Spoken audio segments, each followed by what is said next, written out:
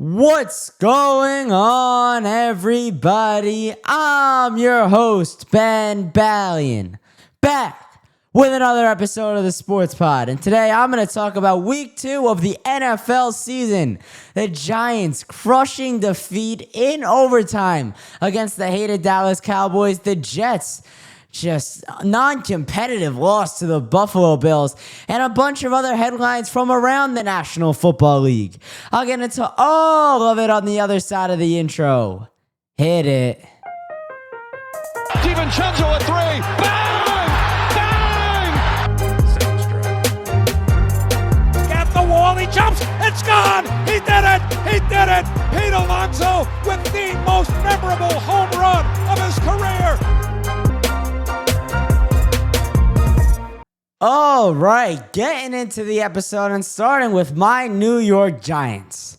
I mean, you lose 40-37 in Jerry World, a place you haven't won since Eli Manning was your starting quarterback. It's just crushing. It's heartbreaking. So I was looking at the Giants season that they were either going 0-4 or 1-3 or across their first 4 games. Now they're definitely going 0-4. They play the Chiefs next week on Sunday Night Football. The Chiefs flat out are not going 0-3. And the Chargers have looked really solid. Justin Herbert and Jim Harbaugh out in LA have looked real good to start their 2025 campaign. But with the Giants, you can't give up 40 points and expect to win. I don't care how good the offense was. Your defense gave up 40 freaking points. And you can't blame Russell Wilson for this game because Russ threw for 450 yards. He had to have been gassed by the end of overtime. And I know he had neighbors down the sideline. I get it. He just threw a bad ball. Russ had a great game. Neighbors had a great game. The Giants offense looked awesome. The Giants offense actually showed me some promise, which I was shocked about. The defense, on the other hand, did not. And that is so concerning because the defense is supposed to be the strong suit of this team. This Giant team is supposed to be driven by their defense. They're supposed to win a couple football games in 2025 because their defense is rock solid. But no, you give up 40 points to Dak Prescott, CeeDee Lamb, George Pickens, and the Dallas Cowboys. That's just not okay. That's terrible. Shane Bowen's got to be held accountable. Brian Burns played well, but after all that talk in training camp, Abdul Carter hasn't really impressed me across the first 2 weeks, and I'm not worried about that. It's only 2 weeks. I'm going to give him time to develop, but he hasn't impressed me after everyone was fawning over him during training camps, talking about how good he looked, talking about how well he was playing when the quarterback was in a red jersey. He hasn't done anything to impress me. And the other aspect of that game is the penalties. 160 penalty yards across the Giants team. 160. You can't expect to win football games that way. That's just terrible. And that guy, James Hudson, 4 penalties on 1 drive. I don't know how that guy has a job in the NFL, let alone with the New York Giants. He should have been cut at 4:15 when the second slate of games started. Unacceptable, man. 4 penalties on 1 drive? You have to be trying to be that bad. I don't know how that happened. I'm just dumbfounded at how you can have 4 penalties on a singular drive. But it's not just him, because when Daboll finally pulled the plug, his backup wasn't much better. The Giants have tried to fix the offensive line for so long, and they have just failed miserably. Every attempt has been putrid. I thought I liked the guys they brought in last offseason. They didn't work well because Daniel Jones sucked. They couldn't keep him upright. And they didn't do a ton to improve it this year. So you had to expect they weren't going to be great. But 4 penalties on 1 drive is ridiculous. It's all in the offensive line. That's the root of all causes. The offense was good, don't get me wrong, but the offensive line just hasn't been there, and it's never there. That's the problem. If it was there, I think Daniel Jones could still be the quarterback of this team. If Daniel Jones was held upright, if Daniel Jones didn't have to rush the ball out of his hands, I think he would have been okay. I'm not saying he would have been an All-Pro. I'm not saying he would have been a Pro Bowler, but I don't think Daniel Jones would have been as bad. However, Daniel Jones also one of his strong suits is that he'll get out of the pocket and he'll scramble well. So that kind of contradicts my argument. But if he was able to stay in the pocket, sit back behind his offensive line for a good 3, 4, 5 seconds while his receivers did anything they could to get open, I think DJ would have been a lot better than he actually was. But getting back to this game, I think the ultimate loser is Jackson Dart. Because with Russell Wilson throwing for 450 passing yards, Dart is not starting for at least 2 more weeks. I think after week 1, Dart could have been thinking, all right, maybe I'll get the chance week 3 against Patrick Mahomes on Sunday Night Football. It's going to be awesome. And is that game at home? That game's at MetLife. My first NFL start is gonna be in front of my home crowd. Like, let's go. This is gonna be sick. But now with Russell Wilson showing that he can still play quarterback, nah. Dart is on the bench. There were also reports that there is no urgency in the Giant organization to start Jackson Dart. And that's really interesting to me because does Brian Daboll think he has so much job security purely based on the fact that he drafted Jackson Dart so he doesn't have to play him? He's going to get at least 2 seasons so we can let Dart develop over the course of a full off season as an NFL quarterback so you can get to see him in a starting role for what I would assume would be a full season next year. That's really interesting because the other side of the coin is that John Mara is ready to move off of Daboll. And even though Shane and Daboll just picked a quarterback in the first round, their quarterback, he's still not satisfied with the results. And honestly, this past game against the Cowboys, I'm not satisfied, but I think there is some positive that you can take out of it. And the positive is that the offense was very good. But overall, I think we need to see what happens over the course of the next 3, 4, 5 weeks. And then Mara will really have a chance to make that decision. But as of right now, the Giants didn't score a touchdown in week 1 in Washington. And their defense gave up 40 points in week 2 on the road in Jerry World.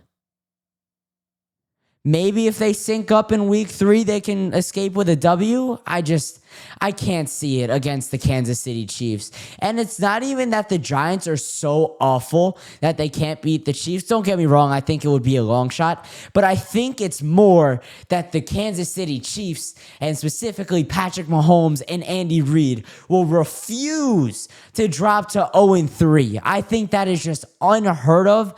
And if it happens, I will be absolutely and utterly shocked at that result because it's not just the Giants, it's the Chiefs who have been in the Super Bowl the past 3 years and not had undergone that much of change over the last offseason, dropping to 0-3. That just seems unheard of to me. But transitioning over to the Jets, I think a lot of people were too happy after week 1. I know the Jets lost in week 1 to the Steelers. It came down to the final drive. Chris Boswell hit that 61-yard field goal, and then Garrett Wilson got popped by Jalen Ramsey on a huge 4th down to seal the game for Pittsburgh. I think people were too satisfied with that game. I think people were too satisfied with what Justin Fields did, both on the ground and through the air, and more specifically through the air, because Justin Fields did have a superb day throwing the football against the Steelers, but in week 2, he was not nearly as impressive. He led the Jets with 49 rushing yards, which is a testament to what Breece Hall was able to do. I'm looking at the week 1 box score rather than the week 2 box score right now. Fields didn't even lead the team in passing yards. In fact, it was Tyrod Taylor, the backup, who threw for 56 yards on 11 attempts. Fields also threw 11 attempts, only completed 3 passes for a weak 27 yards. And now Fields is battling a concussion. His status for week 3 is up in the air. This is not the news you want to get if you are a New York Jets fan. I think there was just a good feeling around the Jets after barely losing to Aaron Rodgers. I know it was a muffled positive feeling because you just lost to a quarterback that you chose to part ways with the previous offseason, but I think there was some hope. Maybe it was just a sliver of hope, but there was hope across the Jets organization that this season isn't going to go down as terribly as seasons have in recent memories. But that game against the Bills, it looked like we were watching the 2024 Jets all over again. I mean, you lose 30-10, and honestly, you keep Josh Allen at bay. He completes 14 passes, only 148 yards. He doesn't throw for a touchdown. On the ground, 6 rushes, 59 yards, no tutties. I think the Jets did a solid job of keeping Allen at bay. Yeah, he was real efficient through the passing game, but he didn't kill you by throwing for 300 yards. Instead, it was James Cook who rushed for 130 yards. And I think James Cook remains as just one of these underrated guys. He's really, if I had to draw a comparison to James Cook, he's the Jose Ramirez of the NFL. He plays in a medium market. I think the Bills are a medium market. Same with the Cleveland Guardians. He just goes out there. He keeps his head down. He's in the media a little bit, not too much, but he's going to work, and he's just putting up numbers. And that's honestly what James Cook has done for the Buffalo Bills. And he put his talents on full showcase this Sunday at GetLife Stadium, where that's who won the Bills the game. It wasn't the Jets losing the game, although they weren't great. It wasn't Josh Allen, the superstar quarterback, the MVP candidate. It was James Cook, the Buffalo Bills running back. And that's what the Jets weren't accounting for, I think. I think after week 1, where Josh Allen killed the Ravens in that second half, they made that miraculous comeback. The Jets were game planning for a heavy dosage of Josh Allen. And if that's what they were game planning for, they did a good job because Josh Allen didn't kill them. However, they didn't do enough to stop James Cook. So that's probably a fault in Aaron Glenn, his game planning, but you move forward, you move past it. There were no expectations to beat Buffalo anyway. But now the concerns move to Justin Fields because Tyrod Taylor is a perennial backup quarterback. Maybe he'll deliver you a win or two, but honestly, he's getting old. He's not what he once was. And honestly, Tyrod Taylor was never that great of a quarterback anyway. So I don't think the Jets are going to get a ton out of their backup Tyrod Taylor if there is a case where he has to start in week 3. I know I saw a report that the Jets were preparing Taylor to start in the 3rd week of this season, but if you're a Jet fan, if you're on that Jet staff, you have to be hoping and willing Justin Fields to pass concussion protocol, because I don't think the Jets have a chance if Justin Fields is not their quarterback. And one more thing on the Jets before I transition to some of my national topics. The Jets offense was supposed to be built on the rushing attack. The top 2 rushers for the Jets this year were supposed to be Breece Hall and Justin Fields, the top running back and the top quarterback. I guess you could throw Braylon Allen in that mix, but honestly, it was Fields and Hall that were supposed to be the guys. In this game, they combined for just under 80 yards. They were at 78 yards among the two. The 15 carries split between the two, no touchdowns. It's not good enough. I mean, that's the simple way to put it. But if the Jets are going to continue to win games, and especially if they not even continue to win games, but if the Jets want to win games, because they haven't won a single one yet, and especially if Tyrod Taylor is the starting quarterback of this team, they need to run the football down the throats of their opponent. They absolutely need to run the ball like no one's business. They play the Tampa Bay Buccaneers next week. I think it's a stretch if the Jets are going to win it, but I don't think they're just completely out of it because the talent on the rosters just doesn't match up whatsoever. I think that if the Jets stick to a good game plan, which will be running the ball, having Braylon Allen and Breece Hall just dominate, it's got to go that way, but I think their offense can stick with Baker Mayfield and the Tampa Bay Buccaneers. Their defense can also keep him at bay. I don't think that's out of the question. So I think they could beat the Bucs next week. I wouldn't predict for it to happen. But now let me shift into some of the more national topics and headlines around the league. The Kansas City Chiefs, a second consecutive loss to open 2025. This team to the defending Super Bowl champs and an early season Super Bowl rematch. And a low-scoring affair. I believe the final score, let me get it here. Final score of that game was 20-17. And honestly, the Chiefs offense just doesn't look like they have it right now. And I'm not going to blame this on Patrick Mahomes. I'm going to blame it on the receivers he's been given. Okay, you expected Xavier Worthy to be out on the field. He gets hurt about 3 plays into the season, dislocated shoulder. I'm not sure exactly how long he's going to be out for. Rashee Rice, he's got the 6-game suspension. He'll come back week 7, and we'll see what he can give you. But the guy I'm most concerned about is Travis Kelce. He looks like he flat out doesn't have it. He looks like he's old. He looks like he can't move around out there.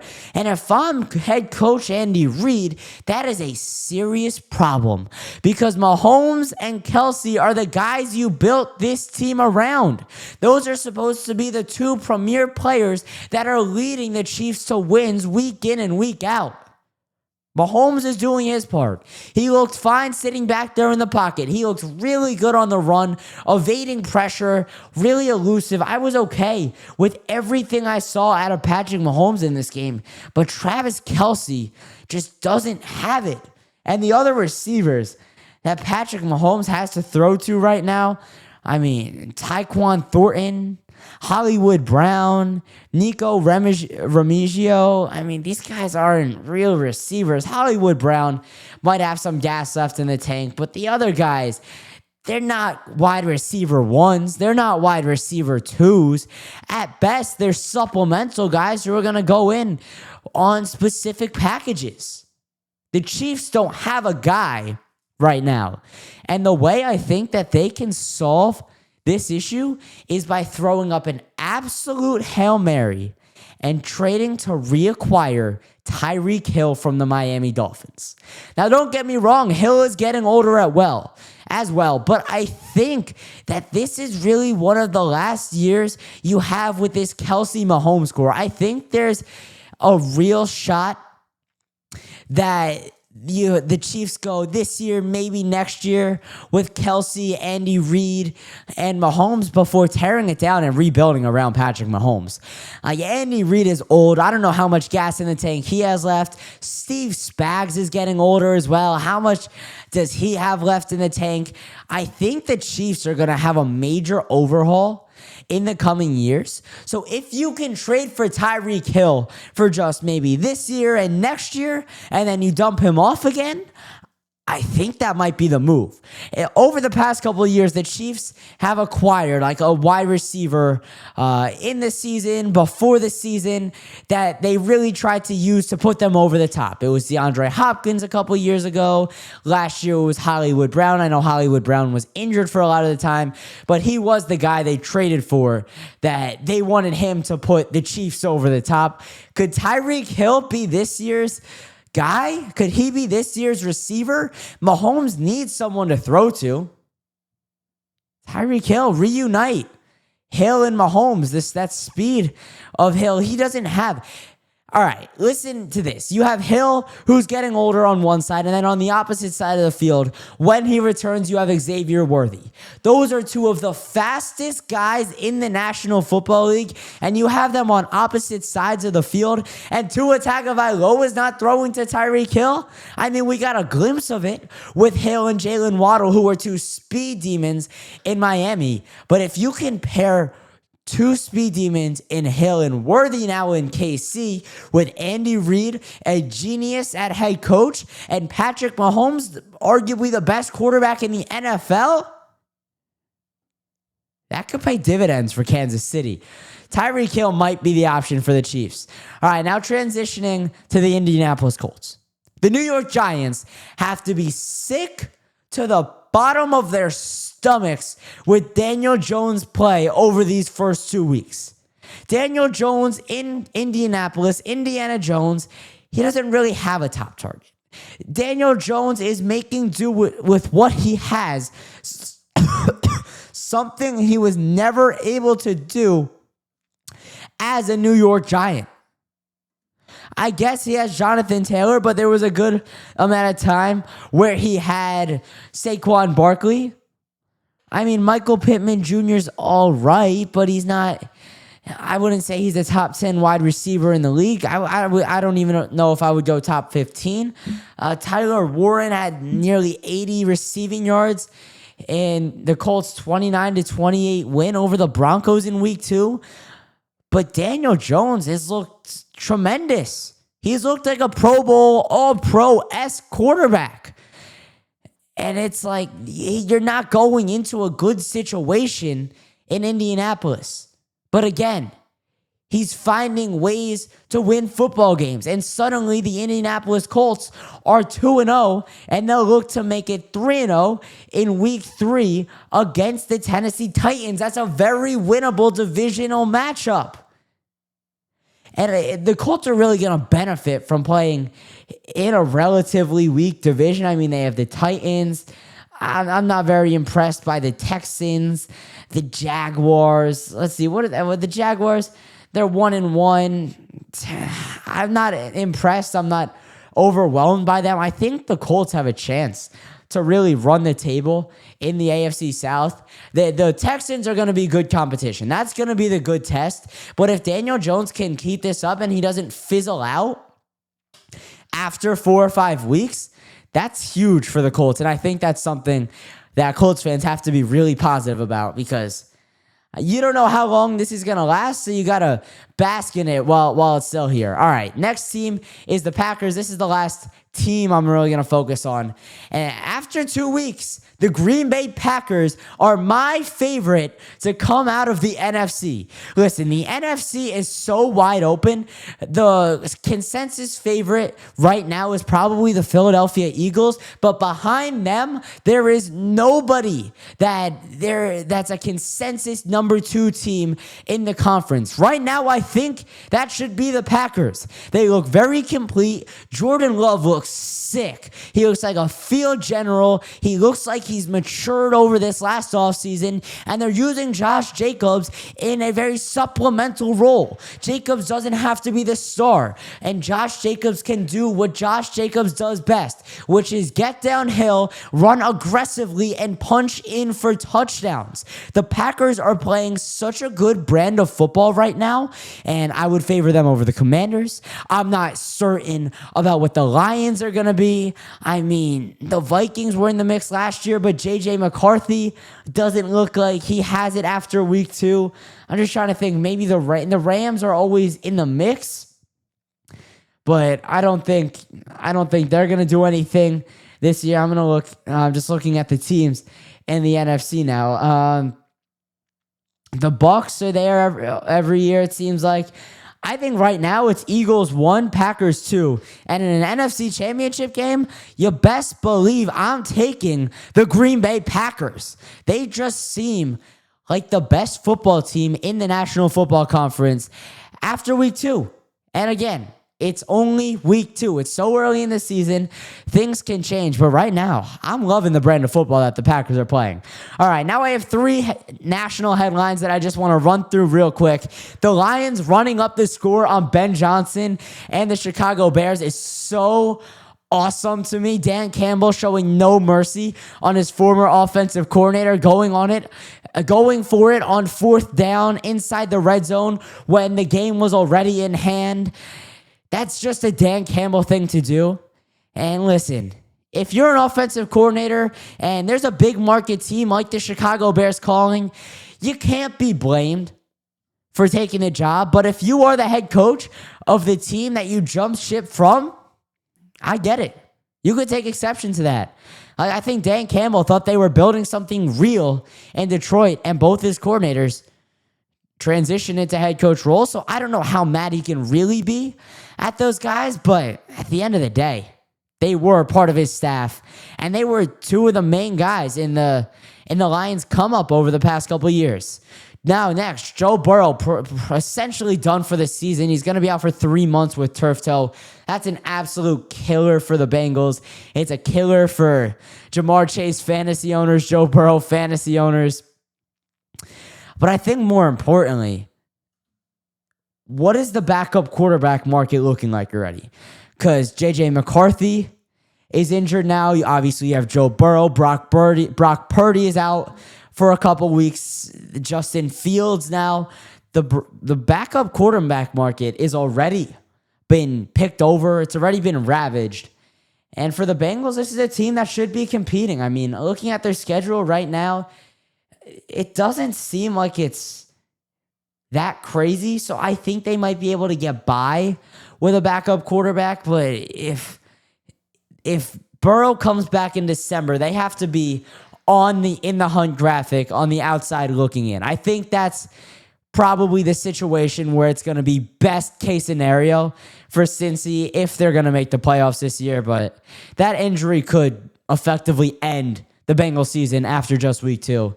And the last headline I'm going to say, J.J. McCarthy looked flat out terrible on Sunday Night Football against the Atlanta Falcons. 2 interceptions, a fumble, and the Falcons defense, which isn't terrible but isn't that tremendous either, just dominated him. I mean, I'm going to give J.J. McCarthy time. I'm not that concerned about it. But at the end of the day, J.J. McCarthy is a sophomore player. Essentially, he's a rookie because he didn't play last year, but he's a second-year guy. I'm not too worried about McCarthy. I think that's just something to keep an eye on over in Minnesota. All right, that's going to do it for the episode. If you enjoyed, please consider leaving a comment, following, subscribing, leaving a like, sharing with a friend. I really appreciate all of it. And also, go check out all my socials. They're linked in the description below. And last but not least, make sure you keep it locked with the Sports Pod.